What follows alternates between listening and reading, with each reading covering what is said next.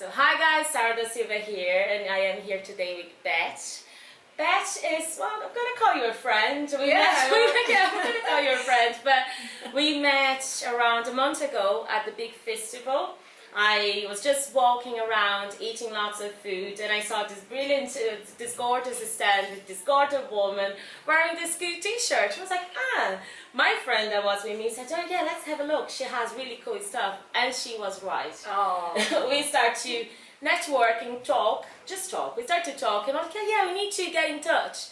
And here we are today, recording our first podcast. Oh. Well, Beth, she is a mother of two. She's a blogger. She's a vlogger style. YouTube style. As well. Although I'm not doing much at the moment, I'm just getting back into the well, doing now, yeah. And she's the owner of Mama Life London. I think the first question is, how do you do it all?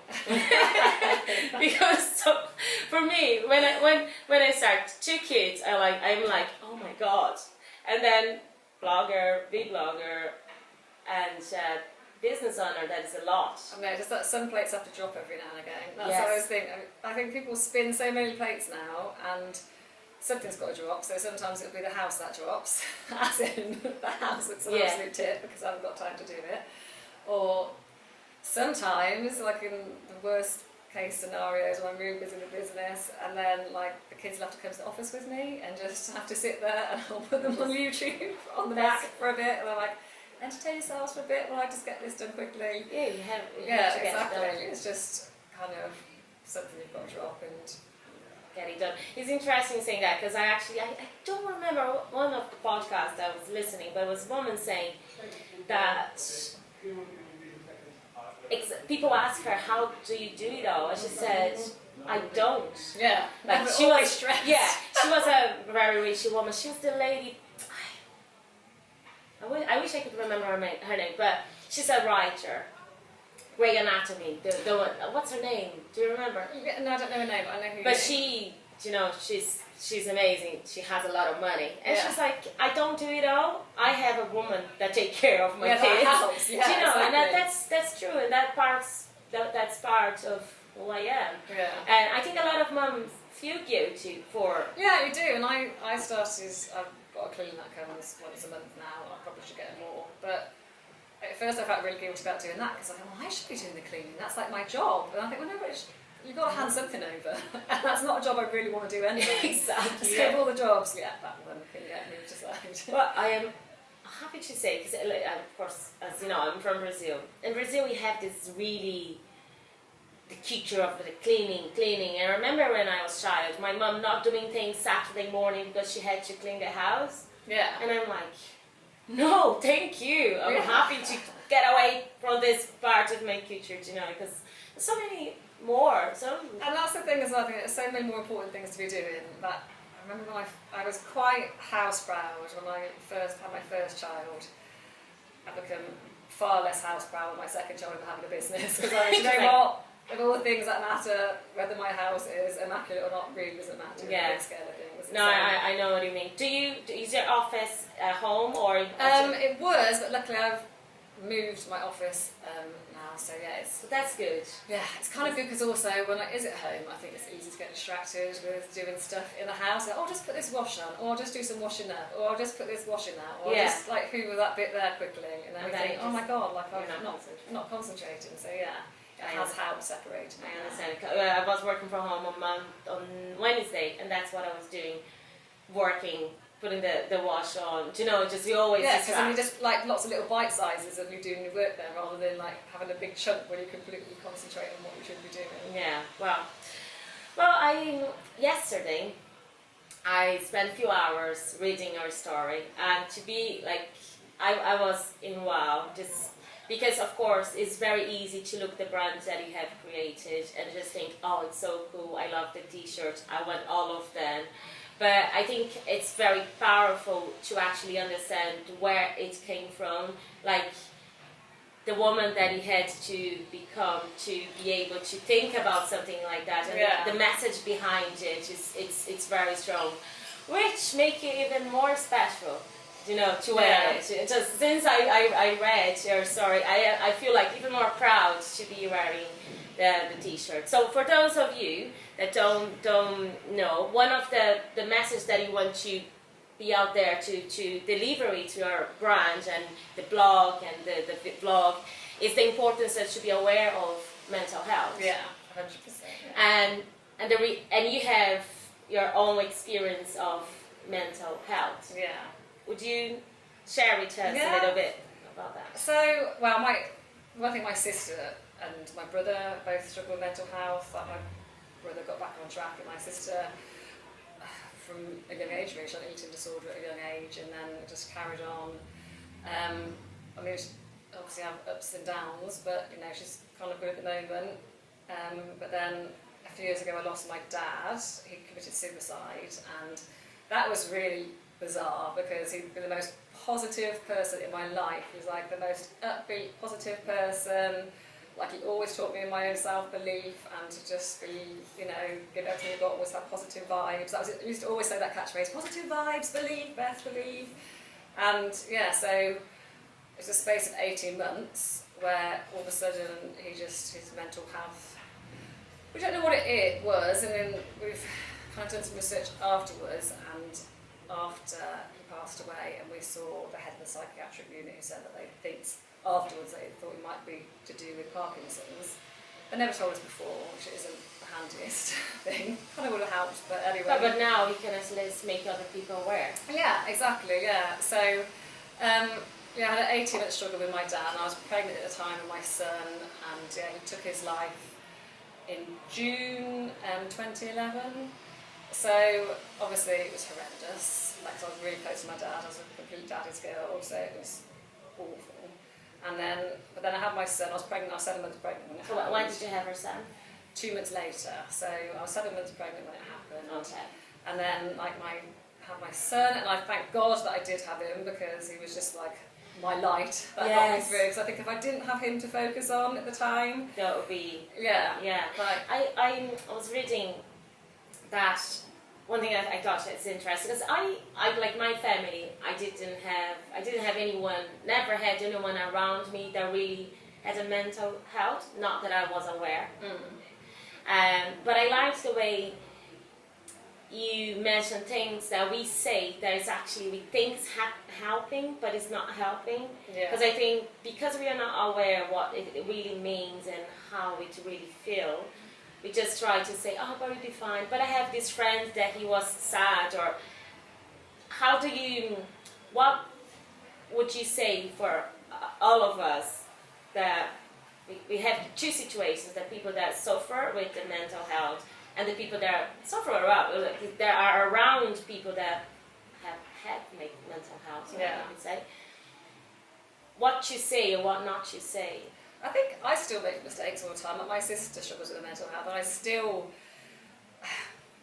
it's hard because I'm quite a positive person, and my glass will always be half full. And so if my sister is upset about something, then I'll try and get her to see the positive side. And sometimes she's just like, look, I just want to have this moment where I can be upset and get angry about this. I don't need you always pointing out, like, oh, but this happened, you should be grateful of that. Like, I think that's one thing that's really hard and I haven't personally, I've felt really, really low at times when my dad died, obviously, and then after that it took 2.5 years to get pregnant with my daughter, and I had a miscarriage, and I felt really, really low at that point as well. Did you think at some point I might be depressed? No, I didn't, because I think there's a difference, and a huge difference, I think, which I know between how I feel about things and how my sister feels about things. Like, if you literally can't bring yourself to get out of bed every day, and you just, like my sister explains it as walking through treacle sometimes, like you literally just, everything, like lifting the glass is a massive effort, getting up off the sofa to make yourself some food, you just can't do it. You just think about it, but you can't do it. And I've never ever been like that. So I think I felt really low and I felt really tearful,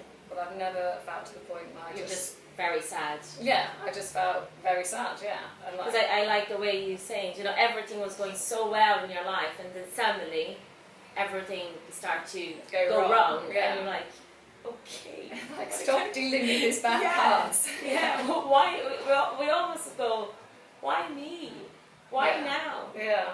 But I guess everyone have their own stories, and when you look back, of course we didn't want anything to happen. You know, we love your father, but as your personal journey, how everything that happened with you has helped for you to become the woman that you are. Yeah, right and I now. do think that, because I don't know, I think it helps you become a bit more understanding of people, because I hate it. My pet hate is if someone is depressed and someone finds out and like, oh, what have they got to be depressed about? They've got money, they've got this. And I think, it's not about that though.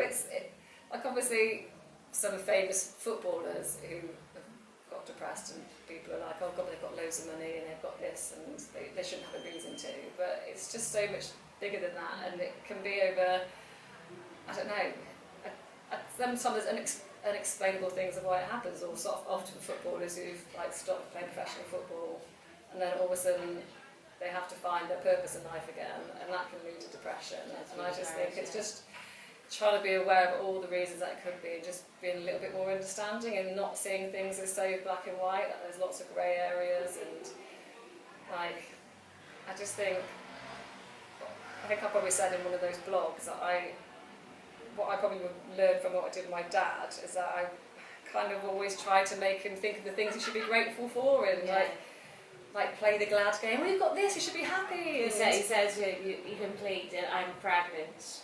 Yeah, I did. Yeah, like, oh God, I'm having my baby, you should be happy. I think I would do that as well. Just trying to, come on. Yeah, exactly. But I think you kind of also need to think, right, you've got to look at it and say, God, it must be really, really hard what you're going through. Like, do you want to tell me how it feels? And be a bit more like that rather than... Yeah. I think that's...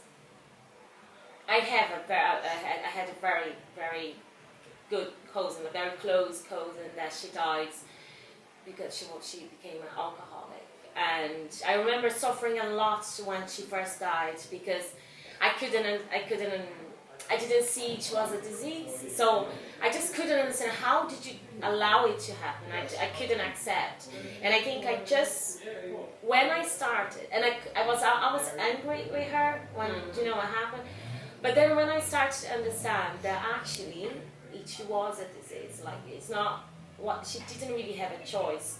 It's like your father said, I would rather have cancer. Yeah. He didn't have, you don't have a choice, it's not something that you're choosing to be an alcoholic, choosing to be depressed. I think we need to be aware of it. It's just, yes, we try, but I guess even with someone that has cancer, we always trying to say the right thing. Yeah. You know. But I think there's also so much more compassion for someone who has cancer. Yeah. I don't know, because their personality is still quite easy to be around often. They're not, because they're cancer, they can still be quite chirpy and positive, but sometimes it can be hard and draining to be around someone who's got depression, because when someone's really fed up around you all the time, you just think, oh God, they're not like fun to be around. Just bother to spend time with them, and they're suffering, but it's making it harder for themselves because people are removing themselves more and more from them because they're not this fun person to be around anymore. It makes them even more lonely. And they probably feel a burden as well in everyone's life because but then obviously it's lonely for them because they're kind of losing friendships or losing that extra time that they have with people because they aren't the party anymore or whatever, and that's why I think it must be so hard if you have got depression, because it's a really, really lonely place. Yes, I can imagine.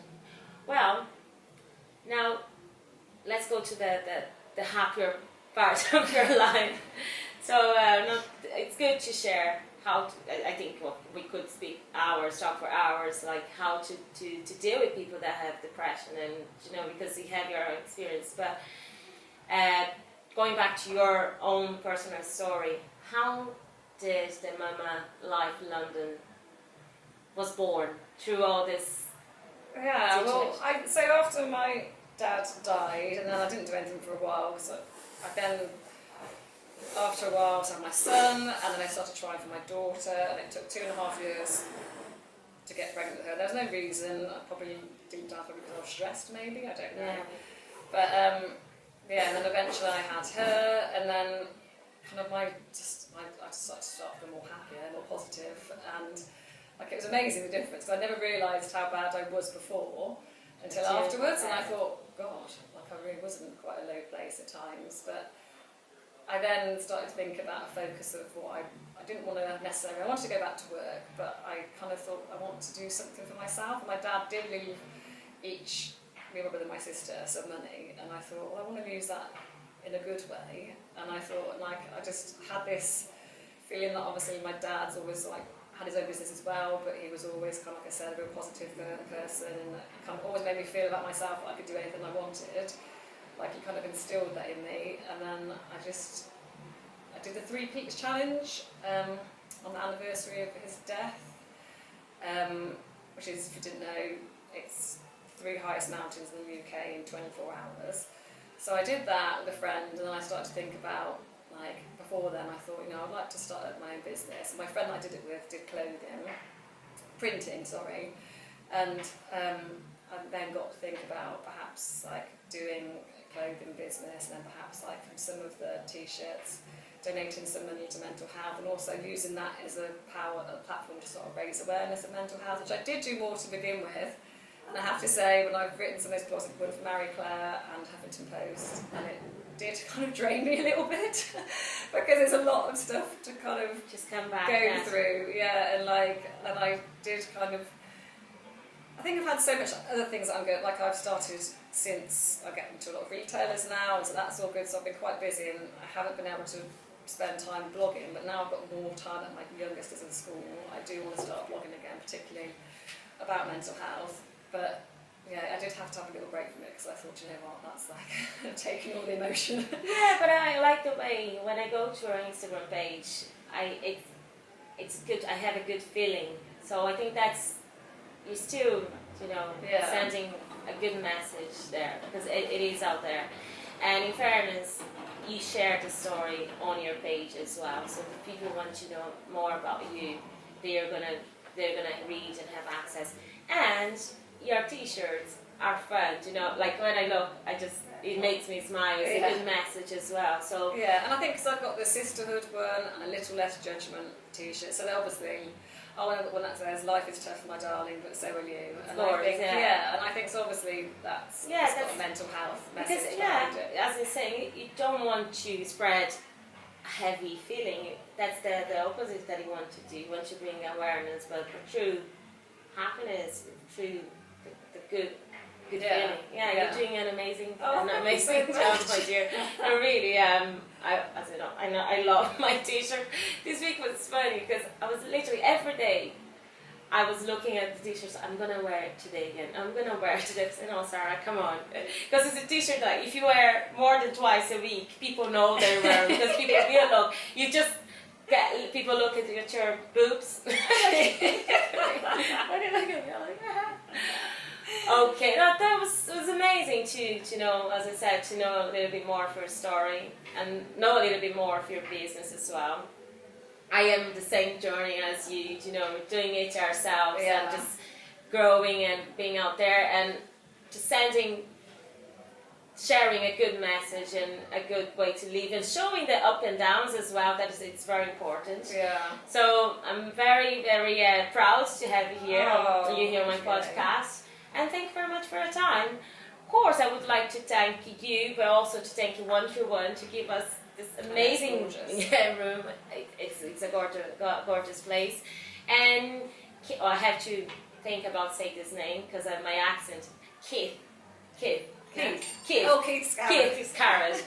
That was very generous, and we are actually about to do some photo shoot now. Sara Da Silva leggings, I absolutely love them. And we are all kitted out with Keith Scarrett shoes that you have to check her out. So if people want to find out more about you, where do they find you? So my website, mamalifelondon.com, so M-A-M-A, because I realise now that most people spell it differently. I know. And at Mama Life London on Instagram, Facebook and Pinterest as well. And on YouTube I've got a sort of style site as well. We have to do something together. Styling things together. Yeah, Sara Da Silva leggings. Well, what I want to try though is, so I would really want to try this t-shirt with this skirt. Oh, I love Because it's something skirts, that so I need your help. Yeah, I went to an autumn style event with Sophie from My Stylish Friend in Bodega last night, and she was wearing my new t-shirt with a skirt, and I was like, yes!